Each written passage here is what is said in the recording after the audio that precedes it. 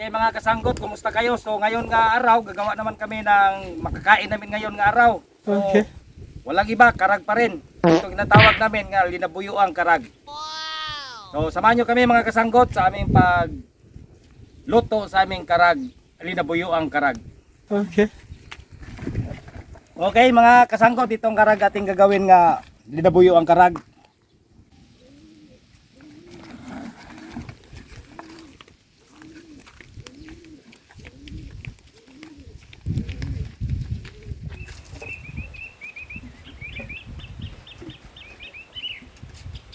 A few moments later.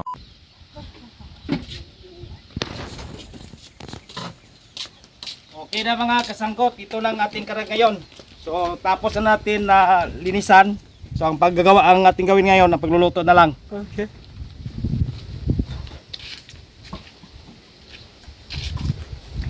So itong ating labuyong durog, ang ating ilagay sa ating karag. Parang tawagin natin siya nga linabuyuang karag.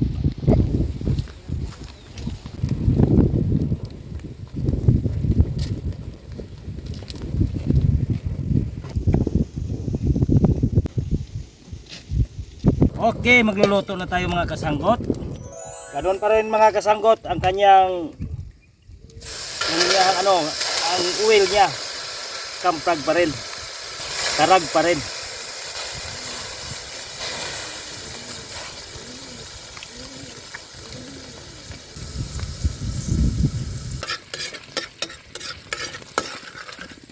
Kita yung karag naman. Ilagay natin ang ating ahos. Bawang. Bawang pala. Doon sa amin ahos to eh.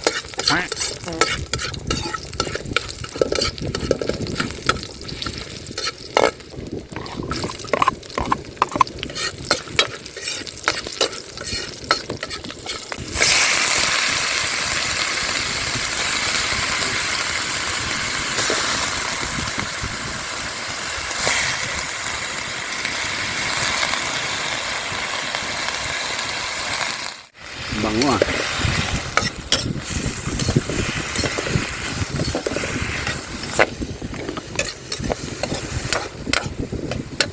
Kasanggot, lagyan natin ng tuyo para nga may color naman.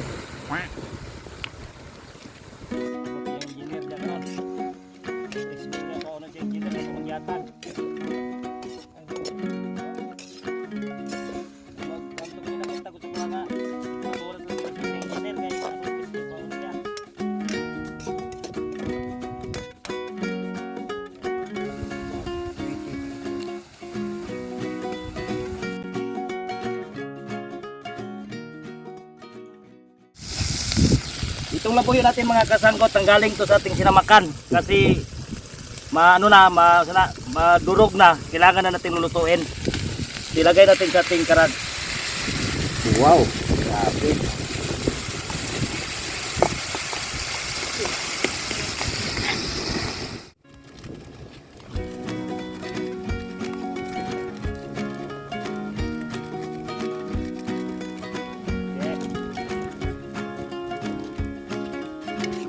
Sarap.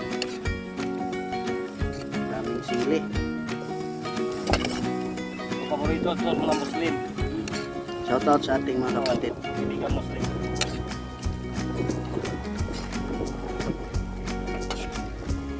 Iwan ko kung kumakain silang karagos. Salam. Pa-comment naman dyan mga kasanggot na Muslim natin. Kain kayong karag.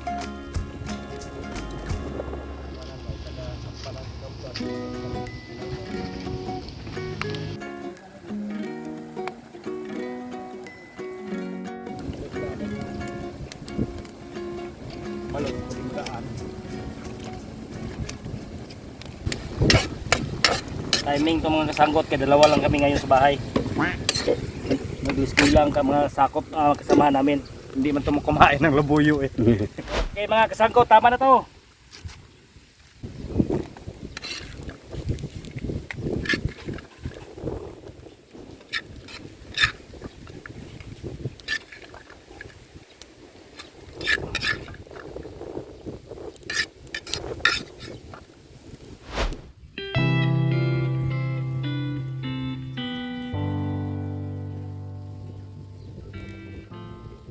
Guys, ngalan sa man sa anak sa Espiritu Santo. Amen.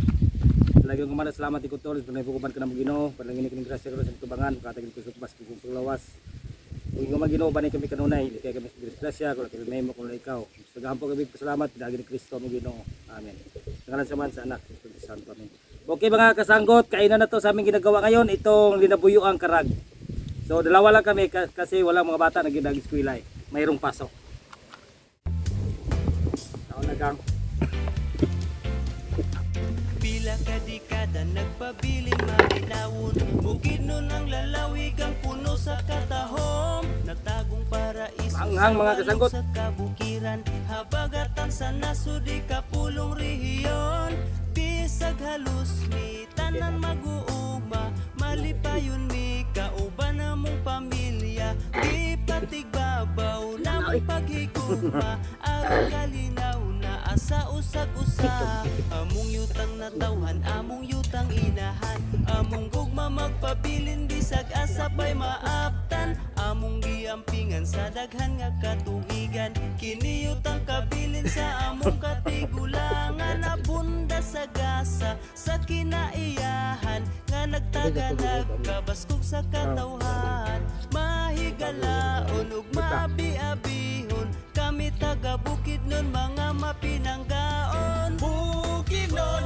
akong yutang natawhan, nang yutang kabilin nga amo ang giampingan diri sa tunga sa habog nga kabukiran dindi nahimugso ang amo ang Pinoy anan mo. Bukinon, akong yutang natawhan, ikaw ang nagtaganas among panginahanglan, gibangga o gimahal namong tanan, bukinon dagaya sa gasa sa kahitasan. Ang pito ka tribo malipayong nagamuma, sa lalawigan nga tugob sa langit nun nga gasa, ang talaan dighiga uno no mayam nun matig sa lugman ubobo kinolog tigwahanon, sila ang bahandi diris lalawigan, nagpalampu nagmahal sa kinaiyahan, tinuig ka nagtapok ang katawhan, pasalamat pag sa ulog sa kaamulan, dapit nga makamingaw ang amo ang lalawigan,